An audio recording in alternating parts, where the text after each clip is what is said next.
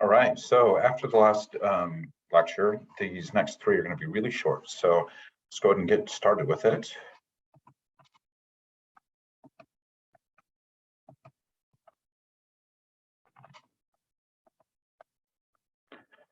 All right.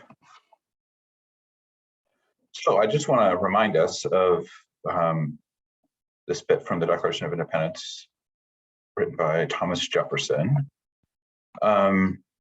Because again, it gives us each element of social contract theory, the state of nature, as well as what it looks like in the Commonwealth. So we hold these truths to be self-evident that all men are created equal, right? So remember, we had that actually with Hobbes, this equality. Excuse me.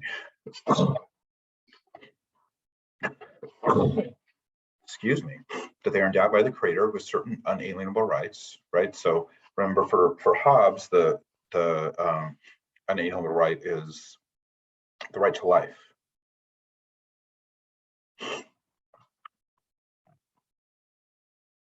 So we have life, liberty, and pursuit of happiness for Thomas Jefferson.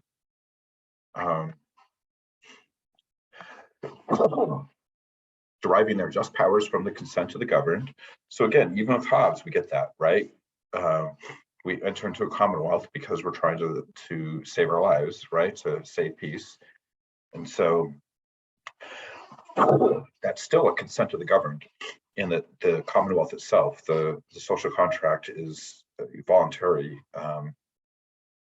step by someone in that state of nature.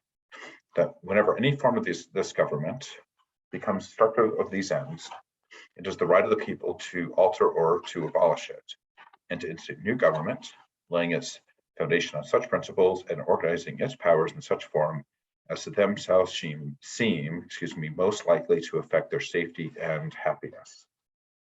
So there we also get the right to revolt. Oh, boy.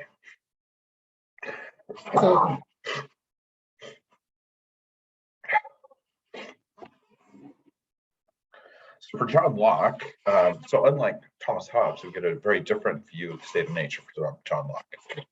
So in the state of nature, we have a perfect sort of liberty. We're able to do whatever we see fit. And also we have what's called the laws of nature. So God provides us with life, health, liberty, and property. And what we mean by property there is the right to the property that we already have, right?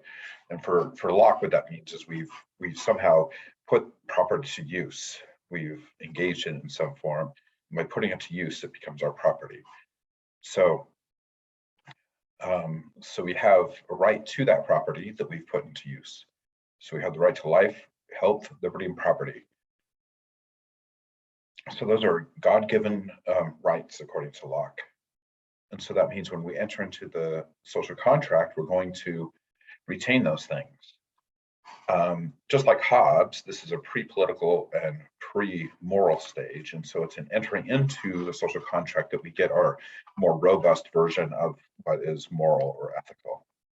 So we enter into it, and we enter into the social contract in order to retain or protect our life to liberty and property, as well as, of course, to life. And so when those rights aren't protected, or as Thomas Jefferson said, whenever government becomes destructive of the ends of protecting those rights, it becomes the right of the people to revolt, which is the justification that Thomas Jefferson was trying to make in the Declaration of Independence. So that's really all I have for this section. So probably want to review the Thomas Hobbes section and then see how you can plug this view of social contract and the view of state of nature by Locke into the Hobbesian view and see how the same logic works, but a different result occurs because a different view of the state of nature occurs.